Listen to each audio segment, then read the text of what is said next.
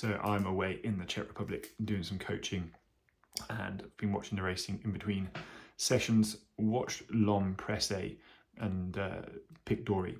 Brilliant ride by Harry Cobden. We'll pick up on that on Tuesday, no doubt, with the Miller's Movers.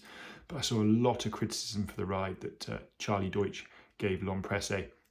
I'll pick up on the pace angle because I think L'Homme Presse was in top gear most of the way. I don't think he could go much quicker.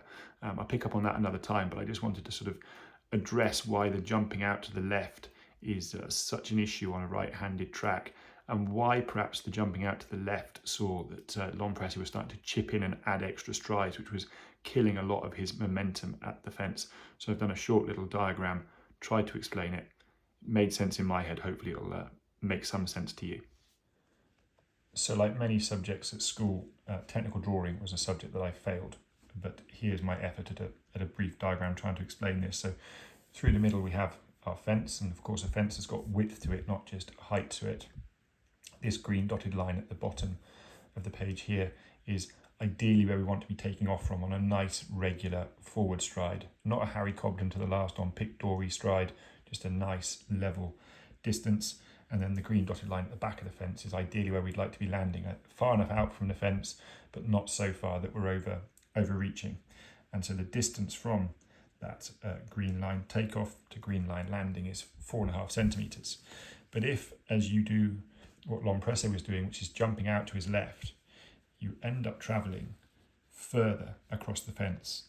So that already on just that angle becomes 5 centimetres. So it's an extra bit of distance to be covered, which requires extra energy, which is inefficient, and you're also travelling out of your ground.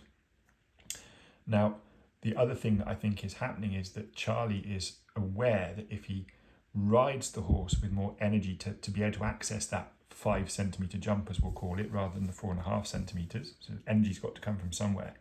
If he rides him forward for that bigger distance, not only is he going to travel further out over the fence to the right side of the fence, he's also travelling further out away from his ground. He's then going to have to come back further to get back into the right-handed running rail. So I think he's holding against him a little bit, trying not to let him be too scopy, keeping him at that sort of what I'm going to call a 4.5 centimetre jumping effort.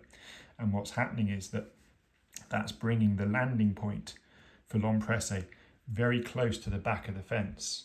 Now, because that's happening, he doesn't want to be landing on the back of the fence, so L'Homme Presse is adjusting his takeoff stride to this red line, so that the 4.5 centimetre jump on an angle still gives him enough room at the back of the fence, so he's not in danger of landing on the back of the fence. He's looking after himself, but he's chipping in that extra stride from the green line to the red stride, which is losing energy, losing power, and losing distance.